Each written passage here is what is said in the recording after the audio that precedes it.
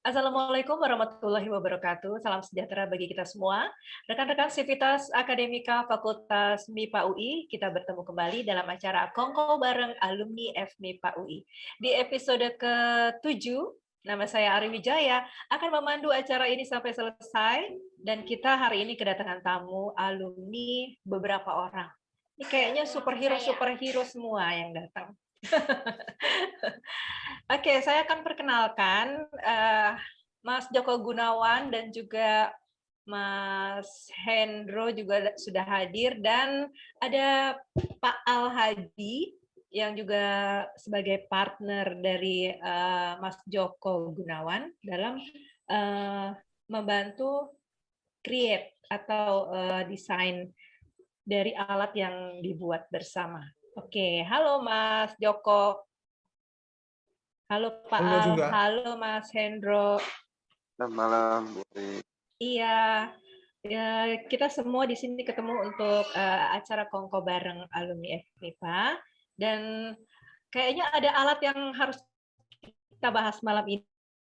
Kebetulan namanya CBT kepada Mas Joko dan juga Pak Al sebagai penggagas alat ini, pemilik ide dari CBT.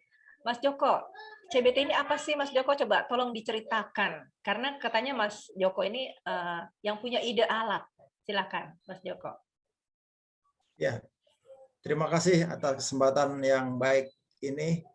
Kita tim sudah bekerja dari mungkin Februari ya, dan waktu itu saya masih dalam konsep karena di kantor dan kegiatan itu awal mula begitu ada pandemik tanggal 2 Februari ya 2020, kantor kami di lockdown dan kami tidak boleh bekerja. Akhirnya kami berpikir bahwa corona ini sebagai musuh kita, dan fisika atau teknologi fisik anion ini itu diciptakan oleh seorang Jerman, dan ini ternyata bisa menjadi senjata tanda petik untuk membasmi virus di udara, terutama COVID ini. Jadi ide awalnya dari pandemi corona yang terjadi sekarang ini ya, Mas Joko ya. Oke. Jadi ide dan saya gali-gali, saya cari literatur, ternyata musuhnya COVID, senjatanya ini dia, CBT. CBT. Dan CBT itu pertama kali dikasih nama oleh Pak Al, itu COVID Buster Teknologi. COVID Buster Kemudian Teknologi. ada orang Jawa, Pak Al juga yang ngasih istilah Jawa. Pak Al apa lupa saya. Cakra. Ada banyak nama sepertinya ya. Cakra Baskara Teknologi. Jadi CBT juga. Oke. Kemudian Mas Hendro, itu jangan COVID Buster Teknologi, berat ini. Berat ya. Karena harus uji klinis, uji etik, uji lab. Kita belum sampai ke sana. Katanya CBT juga, tapi kita dikasih nama sama Mas Hendro, Clean Blue Technology. Jadi ini teknologi ini sebetulnya bukan untuk hanya pandemi. Bukan hanya. Jadi nanti lebih jelasnya Pak Mas Hendro. Dan Mas IP dan teman-teman MIPA yang lain, ya fisika juga, kasih nama CBV. Banyak nama sepertinya ya. Ya, tapi sebetulnya intinya bagaimana menetralisir, mensterilkan virus di udara ini yang masuk, yang kita hirup ini nanti. Berarti ini bentuknya alat kesehatan ya, Mas Joko ya? Ya. Oke. Ketika pandemi ini orang taunya SAP, plasma cluster, Panasonic, Nanoi, dan ini sebetulnya masih terbatas. Jadi udara yang kita hirup ini itu kadang di rumah atau di kantor kita tidak sadar bahwa itu banyak mengandung kation, banyak polusi, kemudian polusi anorganik, organik, mikrobiologi banyak itu. Ada bakteri, ada virus, bermacam-macam. contoh ketika anggota keluarga kita atau ada teman kita di rumah atau di kantor yang bersin, pasti airborne menyebar. Nah, itu ketika COVID ini berbahaya ini. Nah, makanya kita ciptakan bagaimana udara dalam ruangan itu yang kita hirup ini supaya bisa steril. Nah, itu kita ciptakan alat ini, ada sistem blower, ada in-house, artinya udara diambil, kemudian diproses, disterilisasi, dan dikeluarkan. Virus hilang, bakteri hilang, jamur juga kemungkinan bisa berkurang, sehingga udara jadi steril, bisa terbasmi virusnya, dan tidak hanya itu, tapi udara ini menjadi sehat. Benar Gitu. ya, Mas Joko, berarti nggak hanya untuk musim pandemi COVID sekarang ini aja nanti alat ini berfungsinya ya. Ya. Terus udah diproduksi di mana ini? Juga mungkin pemirsa pengen tahu suku cadang yang dipakai itu apa aja? Maksudnya produksi mana aja? Apakah harus impor juga atau gimana? Nah, nanti kan waktu itu saya masih konsep ya, waktu bulan Februari. Oke. Nah, yang bisa partner saya itu Pak Al, tahun 2015 ya Pak Al, kita bertemu di Jambi, bukan di Jakarta. Nah, berlangsungnya waktu, saya sebelum pandemi kami juga komunikasi terus by WA dengan Pak Al, dan saya sampaikan dengan Pak Al, akhirnya Pak Al respon, monggo Pak Al, bagaimana selanjutnya ini prototipe bisa jadi dan lain-lain. Monggo Pak Al. Silakan Pak Al. Saya akan perkenalkan dulu ya. Tadi belum bacain CV-nya. Kalau Mas Joko ini, teman-teman, beliau ini adalah lulusan dari Fakultas MIPA UI, jurusan Fisika, angkatan 80. Benar ya Mas Joko ya? Dan beliau juga mengambil Master of Science, Material Science di Fisika UI juga, tahun 2004, lulusnya 2007. Dan beliau sampai sekarang masih menjadi masih di BPPT, Weather Modification Staff dari WMT, Weather Modification Technology. Benar ya Mas Joko ya? Wah, keren banget ini. Terus juga sekarang kita beralih ke Mas Pak Abdul Hakim Al-Hadi. Pak Al ini sesuai tadi informasi yang sudah kita sampaikan adalah partner dari Mas Joko dalam membuat alat CBT ini. Beliau lulusan dari UNS Fakultas Seni Rupa dan Desain. Betul ya Pak Al ya? Dan S2-nya beliau di Fakultas Ilmu Administrasi Kebijakan Publik, Profesor Dr. Mustopo Jakarta. Itu tahun 2015. Oke, silakan Pak Al untuk bercerita bagaimana mungkin produksi dari alat ini dikembangkan, desainnya, pasti Pak Al yang paling tahu. Monggo. Terima kasih, Mbak Ari. Nah, izin semua nih, saya coba ya menjelaskan dari sisi desain ini. Karena kalau teknologi wilayahnya ada di Pak Jokoan. Ya walaupun biar bagaimana saya tetap mempelajari. Cukup lama ini kita berkecimpung ya menghadapi pandemi ini dari mulai awal ya.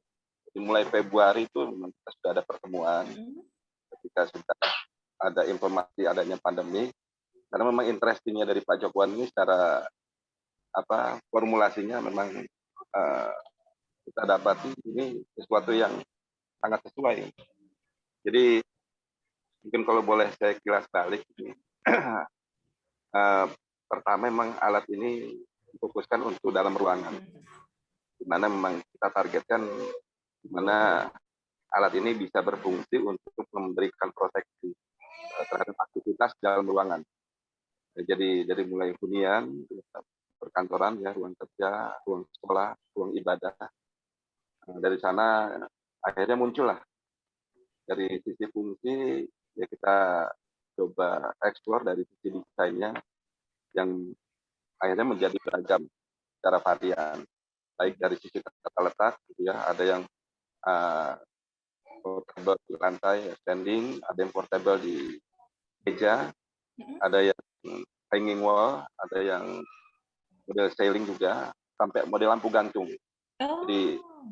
ya, jadi ada memang yang kita terapkan untuk kita fungsikan di ruang-ruang usaha, seperti di kafe, Mhm. Mhm. rumah makan atau salon gitu ya. Di Oke. mana memang letakkan unitnya ini tidak terganggu dari Oh, heeh. Jadi ada beberapa desain yang dibuat untuk penyesuaian dengan lingkungan sekitarnya gitu ya, Pak Al ya? betul. Ya, itu dari sisi bentuk, ya dari Mhm. sisi desain sendiri juga kita sangat customize. Jadi ketika misalkan ada secara fungsi seperti hotel misalkan, ya dia membutuhkan sesuatu penyesuaian desain dengan interiornya. Nah, itu bisa Mmm. cara casingnya kita sesuaikan.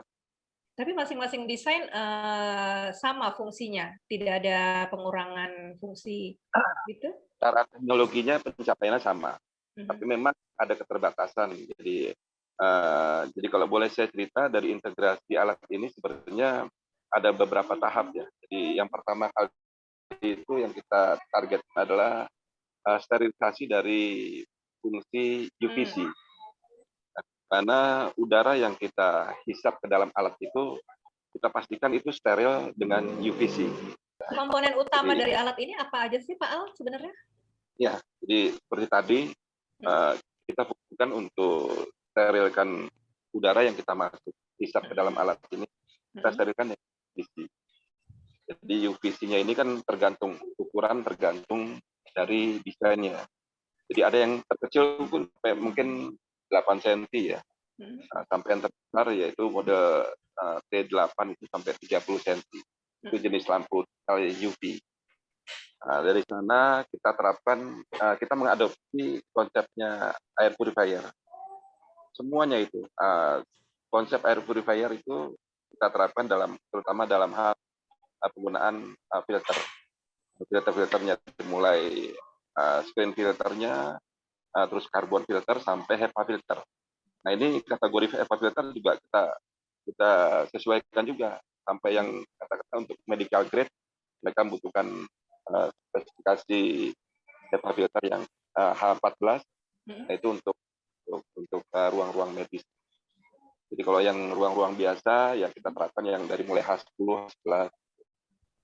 Bakteri, virus ini dan debu-debu hanya terjerembab gitu ya, hanya dia tersaring menempel di filter-filter. Nah itu kita khawatir di situ belum ada apa proses sterilisasi yang maksimal. Mhm. Nah, dari sana kita terapkan, nah ini yang lebih inti sebenarnya dalam penerapan anion generator. Jadi ion negatif di generator yang memang ini yang paling inti yang terus kita teliti dari timnya Pak Jokowan dengan Pak Hendro, Mhm. seluruh MIPA UI-nya dan beberapa uh, asosiasi lain seperti asosiasi Profling ya, Mhm. profesional lingkungan.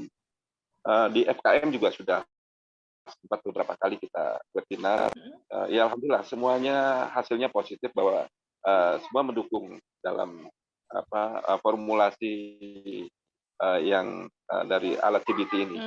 Oke. Cukup banyak produk-produk seperti dari kalung-kalung kesehatan itu kan basisnya ion negatif Mhm. dengan anion. Kartu-kartu banyak itu untuk dia memproteksi, dia pakai kartu model cartridge gitu. Mhm. Tapi aplikasi macam-macam. Ada yang berupa material yang memang bisa mereaksikan munculnya ion negatif. Mhm. Ya kita ini dengan elektrik, jadi dengan elektrik sehingga di situ kita bisa kendalikan berapa kapasitas yang kita butuhkan. Jadi memang dalam hal ini ion negatif kan pastinya sudah banyak diterapkan di barang-barang elektronik seperti di AC, di Mhm. air purifier. Cuma kita lihat dan kita ukur itu semuanya low density. Nah ini untuk meningkatkan Mmm. tingkat kualitas ion negatif ini, ya kita katakan ini kualitasnya high density ya, Mhm. aktivitas dalam ruangannya. Mhm. Nah itu tadi mungkin ini dari sistem kerja alat ada UVC, ada air purifier, ada anion generator. Nah satu lagi, jadi pada desain tertentu kita terapkan yang kita kenal dengan organik. Nah, ini kalau di kalangan para kreator organik sudah cukup familiar. Jadi ya sempat bahas juga dengan Pak Hendro, kebetulan datang langsung ke workshop kami dan malam ini. Dan kita harapkan memang ini dari sisi akademis bisa lebih meneliti apa itu organik yang bisa memberikan kontribusi terhadap kesehatan. Berarti ini alatnya udah diuji lab oleh Sislab itu bahwa terbukti kurang dari 0,1 ppm. Dan ini memenuhi syarat sesuai Permenkes 70 2016. Nah, ternyata uji lab ini itu belum cukup. Karena ini kan kita ingin supaya bagaimana sampai kepada tingkat kesehatan masyarakat. FKM UI sudah membuat 2 kali webinar dan sudah membuat rekomendasi bahwa alat ini kalau bisa diuji klinis, uji lab, uji mikrobiologi, bahkan harus dibuat komisi etik.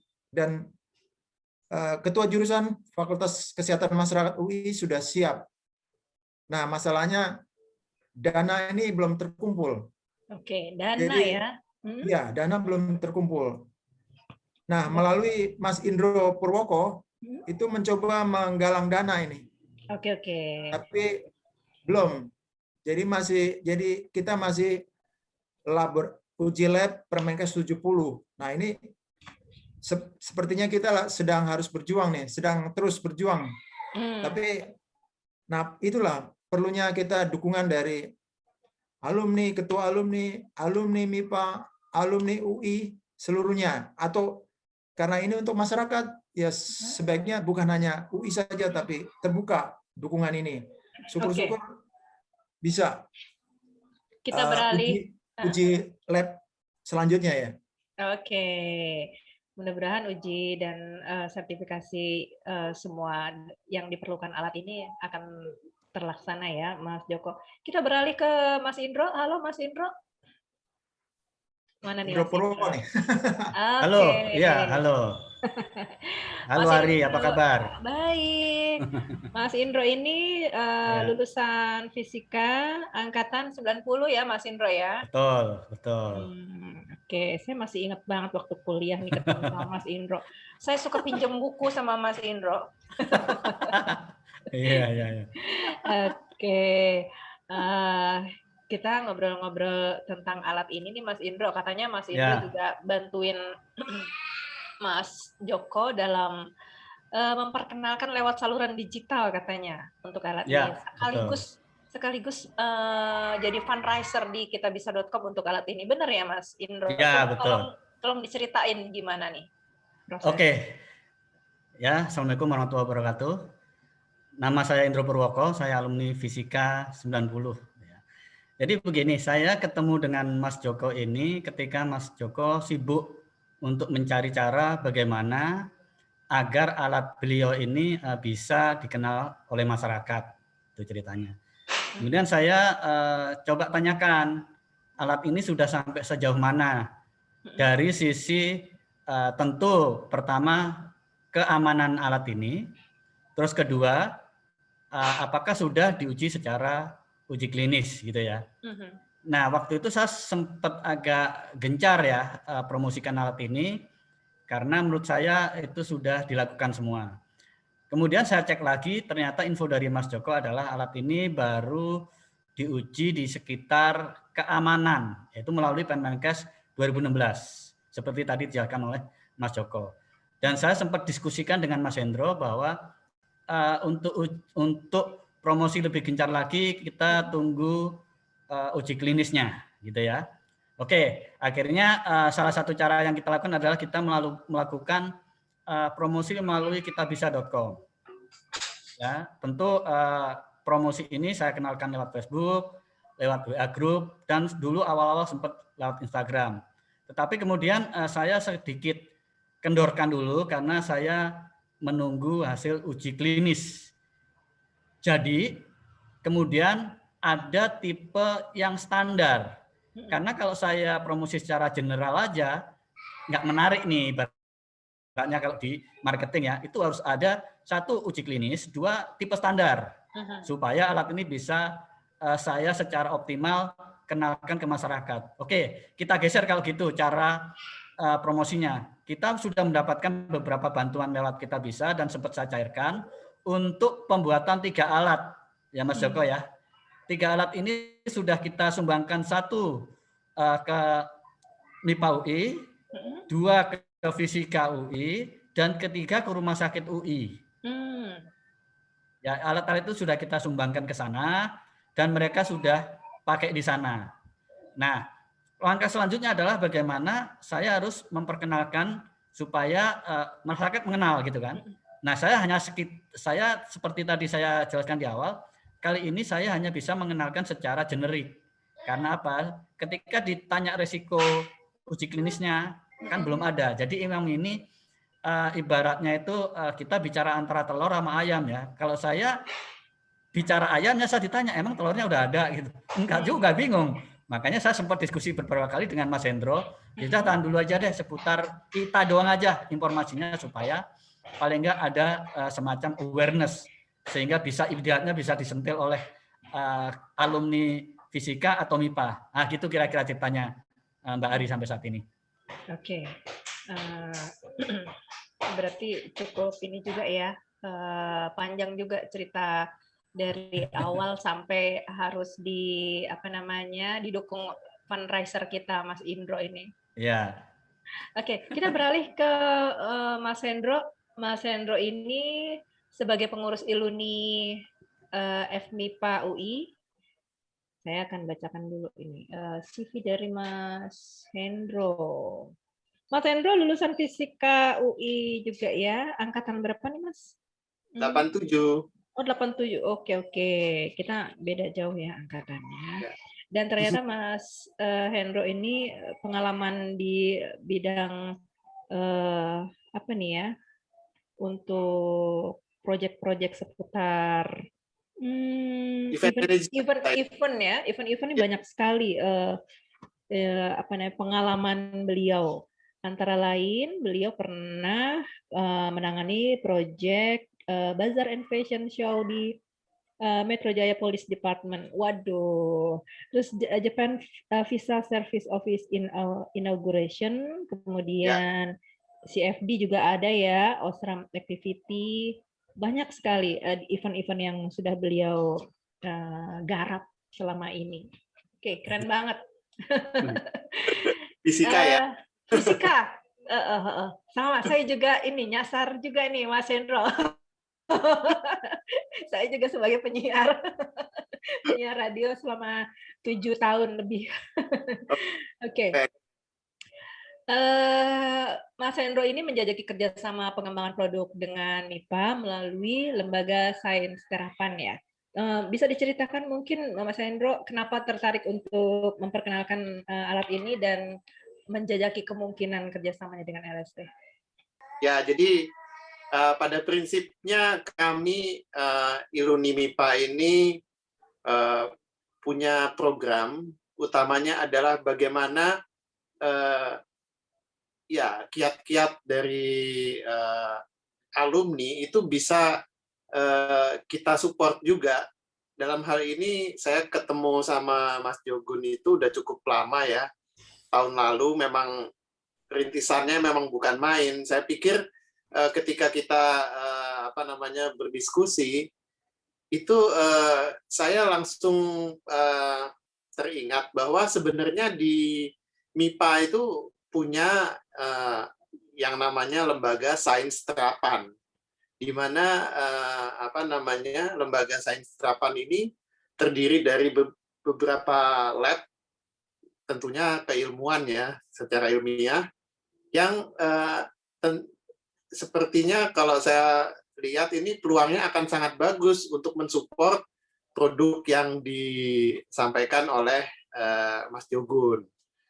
Nah, bicara soal CBT tadi, CBT, memang waktu dikenalkan ke saya, COVID Buster Technology. Waduh, kok ini spesifik banget gitu ya. Nah, pertanyaan utama kalau kita sebagai user kan, ada produk dijual COVID Buster Technology. Apakah betul alat ini bisa mengeliminasi virus COVID tepatnya ya? Karena spesifik banget gitu loh COVID disebutkan di situ. Sehingga saya memberikan masukan kepada Mas Jogun dan tim, coba deh kita agak lebih mild sedikit lah bahasa marketingnya ya. Kalau kita mau jualan produk itu jangan sampai nanti menjadi bumerang. Sementara hasil uji kan belum sampai ke situ gitu loh. Sehingga itulah yang kenapa kok saya pikir-pikir Clean Blue Technology. Kenapa kok saya sampaikan ide seperti itu? Karena saya berharap dari tim yang mengerjakan produk ini tidak berhenti di alat CBT ini. Karena apa? Masih banyak lagi peluang untuk mengembangkan produk-produk lain berbasis ilmiah yang nantinya akan bisa disupport oleh lembaga sains terapan. Jadi ini buat saya MIPA itu bukan cuma fisika, ada biologi, ada kimia, dulu ada farmasi ya, kemudian ada matematika. Ini sesuatu banget gitu loh kalau menurut saya. Mas Hendro ini visinya benar-benar marketing banget ya, marketing teknologi banget, future marketing teknologi. Dulu nih kuliahnya ngapain aja nih, kok bisa begini? Gimana ya, banyakan ngeband kali ya. Ya. Banyak ide yang datang berarti ya, Mas Hendro. Ya. Oke, ya. Silakan dilanjut. Saya lanjut sedikit. Jadi prinsipnya memang global, artinya saya berusaha merintis. Memang PEM juga sudah wanti-wanti juga bahwa Iluni ini harus menjadi sesuatu motor juga, jangan cuman orang kerja sendiri di luaran Iluni, tapi sementara nggak tahu di MIPA punya apa gitu. Ini sayang. Dan sebenarnya masih bisa dikolaborasikan lagi, lebih intens lah. Jadi ini adalah salah satu produk awal di mana kita akan rintis selanjutnya. Ya prosesnya sih memang sudah sampai ke dekan juga ya. Waktu itu diwakili oleh Pak Joko. Kemudian ya selanjutnya memang kita perlu follow up lagi sih. Memang saya sempat absen beberapa waktu sehingga saya belum sempat untuk memfollow up ke pihak MIPA untuk selanjutnya. Tapi yang jelas sih saya optimis dan saya juga betul-betul berharap teman-teman alumni yang lain ini, ayo kita sama-sama kalau punya produk atau apa kegiatan yang memang bisa dikolaborasikan. MIPA itu punya LST di mana ya nanti kita share lah lab yang ada di MIPA itu sebenarnya seperti apa dan apa yang bisa dilakukan dari industri bekerja sama dengan MIPA, kemudian menjadikan sesuatu yang ya untuk menunjukkan bahwa sains di Indonesia itu juga hebat. Jangan disangka cuman berkutat dengan kertas-kertas saja dan penelitian yang nantinya tidak akan menjadi sesuatu bagi produk yang bisa dirasakan manfaatnya lah oleh masyarakat banyak gitu. Kira-kira sih itu. Betul. Ini ngomong-ngomong Mas Hendro lagi di mana nih? Kok background-nya kayaknya lagi ada di Jepang apa gitu? Ayo ya, lagi ngapain tuh? Tapi nggak bergerak kan? Kalau bergerak udah ditanya. Oh gitu ya. Tapi emang benar lagi di Jepang? Enggak. Saya di Jepang. Oke. Baik.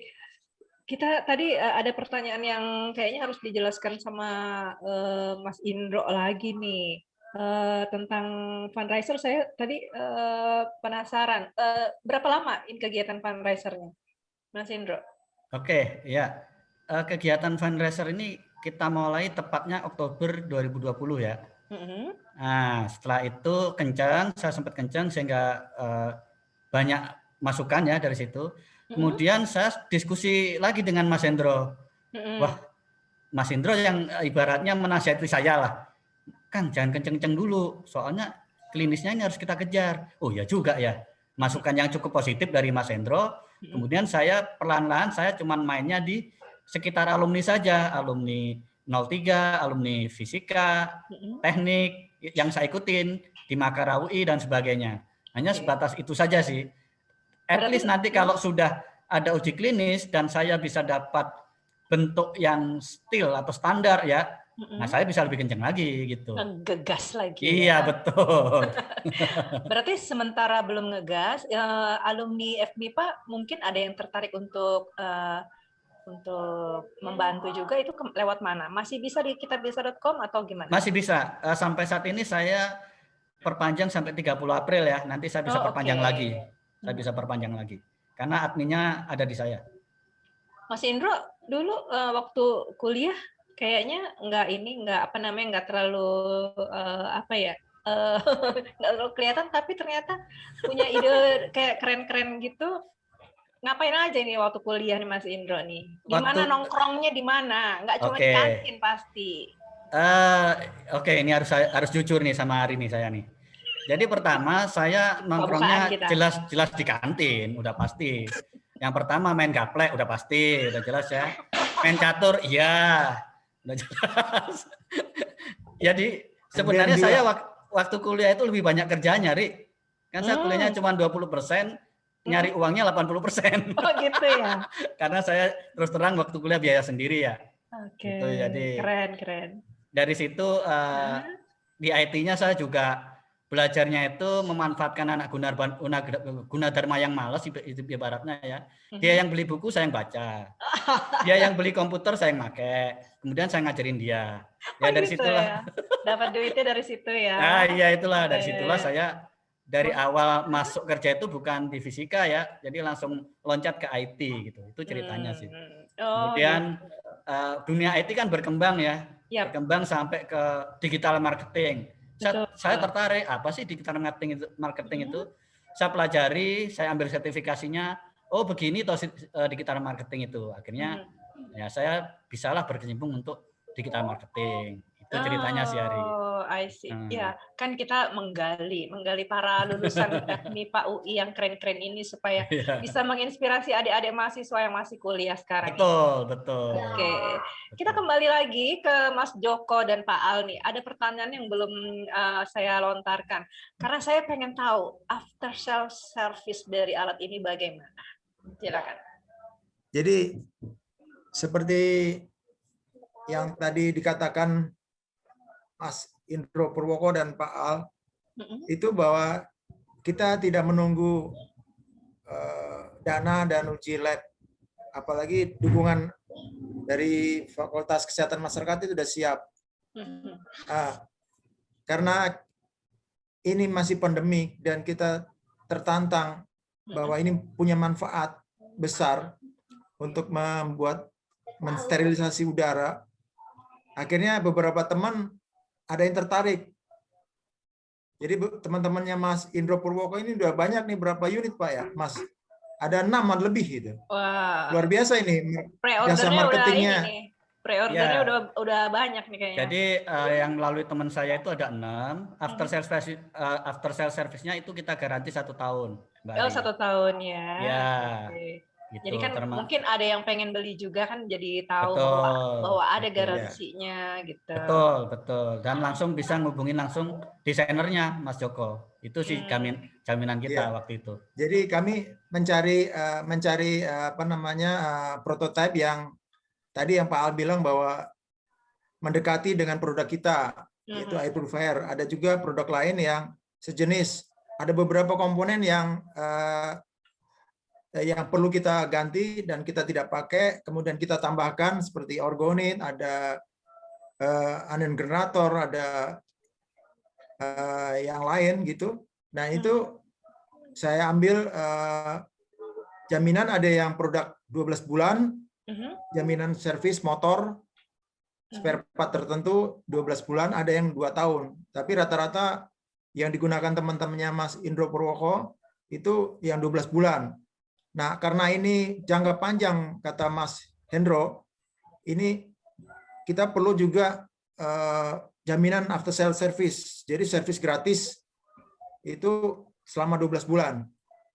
Jadi kami ingin bahwa teman-teman yang percaya bahwa produk ini bisa mensterilkan udara dan membuat sehat, ya kita dukung terus. Karena memang sebetulnya ini kalau kita jualan massal seperti Mas Hendro punya program nanti, tentu ada uji-uji sertifikasi dan lain-lain. Sampai ke uji layak edar dari Kemenkes Kesehatan. Nah, itu masih panjang, tapi sambil ibarat kata sambil menyelam minum air, sambil menunggu dukungan uji klinis dan lain-lain, kita coba untuk bantu teman-teman, dan beberapa unit sudah digunakan. Oke. Ya, teman-teman kantor juga ada yang sudah banyak menggunakan, teman-temannya Pak Al juga bahkan banyak testimoni sebetulnya selama digunakan hampir 10 bulan lebih nih. Hampir mau setahun ini, banyak manfaat yang seperti di dalam jurnal itu terbukti. Gitu. Oke. Jadi ini sebetulnya nanti kita ciptakan udara sehat, udara steril, ruang sehat, rumah sehat, kantor sehat. Kita ciptakan rumah sehat, bukan rumah sakit. Jadi program ini sebetulnya jangka panjang seperti yang Mas Hendro tadi. Baik, udah jelas banget tadi dijelas sama Mas Joko, tapi mungkin ada tambahan dari Pak Al, silahkan Pak Al. Kita soalnya sudah mendekati sesi akhir ini. Ini saya tambahkan sedikit. Yep, silakan. Jelaskan nama Pak Joko kan perihal after sales. Jadi kalau terkait after sales ini kan sebenarnya kalau kita memang sudah beranjak ke skala industri, artinya ini sudah masuk ke mass product. Nah, itu memang sangat perlu ya. Jadi bagaimana kita memberikan after sales kepada konsumen. Ya inilah yang mungkin yang target-target ini yang mungkin perlu kita minta dukungan bagaimana skala produksi ini bisa mencapai masuk skala industri. Nah, artinya mass product. Walaupun sekarang ini sudah cukup banyak ya. Ya kategorinya ini kalangan-kalangan kita sendiri, kita sudah cukup menyebar. Tapi diperlukan itu. Jadi skema-skema mengenai after sales ini itu kan yang menjadi suatu pembakuan dari formulasi produk ini. Karena ini ya kita sangat optimis. Terus dari hasil testimoni ini semua mengerucut bahwa ini alat ini harus mendapatkan rekomendasi dari pihak pemerintah. Ini sekarang bagaimana caranya bahwa alat ini bisa sampai ke kalangan pemerintah, mendapat rekomendasi bahwa alat ini sangat signifikan. Jadi bukan hanya seperti air purifier yang dia berhasil memurnikan udara yang keluar udara dari alatnya, tapi ini alat ini mampu mensterilkan pada permukaan barang-barang yang ada di ruangan, termasuk di udara dan termasuk di dalam tubuh manusia. Karena ion negatif ini kan kalau kita gali itu secara referensinya cukup kuat. Jadi ini saya sampaikan juga bahwa dari pengembangan alat ini kita ciptakan dari mulai yang secara personal itu untuk proteksi yang semacam kalung juga. Sudah cukup banyak beredar, tapi mereka tetap low density. Kita sudah inovasi tingkatkan dari kandungan ion negatifnya, jadi high density. Jadi itu sangat lebih memproteksi gitu, yang model kalung. Jadi barangnya kecil kita letakkan di meja, di mobil. Banyak lah. Jadi yang memang secara sumber powernya juga bisa pakai power bank, bisa pakai USB, seperti kita ciptakan handphone gitu. Sampai berarti memang banyak sekali pilihan-pilihan desain yang tersedia nantinya ya Pak Al ya. Keren banget. Biar semua pola aktivitas manusianya. I see. Oke, Pak Al juga Mas Indro dan Mas Hendro juga Mas Joko terutama nih. Biasanya kita dalam sesi kongko bareng ada ini nih, closing statement dari narasumber untuk kemajuan FMIPAUI ini bagaimana? Ya, seperti tadi dibilang Mas Hendro dan Pak Al dan teman-teman lain bahwa ini teknologi ini jangan berhenti dan ini prospek dan berbeda dengan produk-produk yang sudah ada. Dan kita perlu uji klinis, uji lab yang certified, dan tentu ini dana, dan dana ini tentu terkait dengan investor. Dan tadi bilang Pak Al, dari pihak pemerintah itu tentu kita harapkan sebagai stakeholder, dan harapannya pemerintah akan bilang bahwa ini segera digunakan. Jadi protokol kesehatan 5M, 3T, vaksin, perlu ditambah CBT. Nah, ujung-ujungnya investor nih ya. Apa investor dulu atau pemerintah dulu nih? Monggo. Makasih. Oke. Masih ada sedikit waktu lagi. Mas Hendro mungkin bisa menambahkan untuk closing statement kemajuan FMIPA UI hubungannya dengan pengembangan dari alat ini. Silakan. Baik, saya pikir CBT ini akan menjadi semacam pilot project yang bisa nanti diikuti oleh ILUNI dari program studi yang lainnya. Jadi jangan ragu-ragu, kalau perlu kontak pengurus ILUNI-nya supaya kita bisa koneksi ke MIPA, di mana kita bisa berbisnis sebenarnya. Jadi jangan berhenti dengan penelitian, tapi kita harus wujudkan menjadi produk yang nyata dan ya menjadi manfaat buat semua orang gitu. Oke.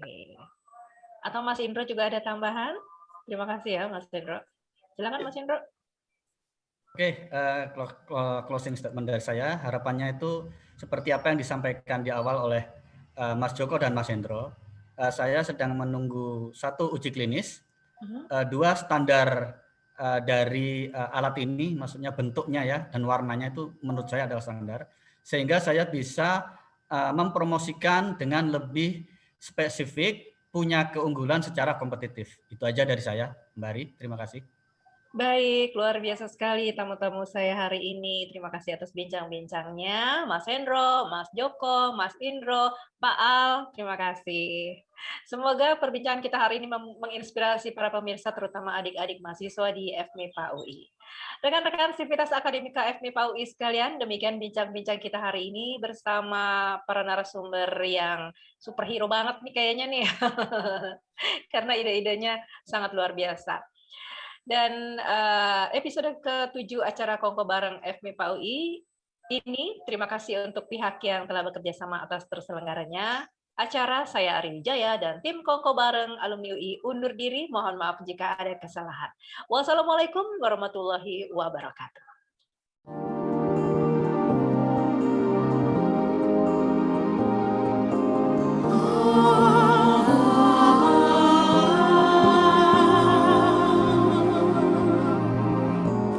Universitas Indonesia, tempat kami bersiap diri, sehati pikir anak negeri, gigih dan tekun menempa pribadi. Universitas Indonesia, olah pikir, rasa dan budi, menimba ilmu dan teknologi, selalu peduli pada bangsa ini.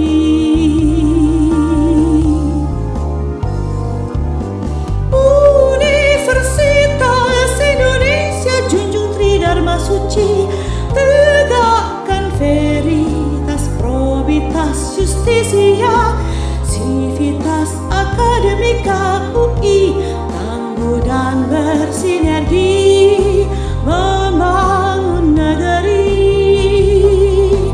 bangkitkan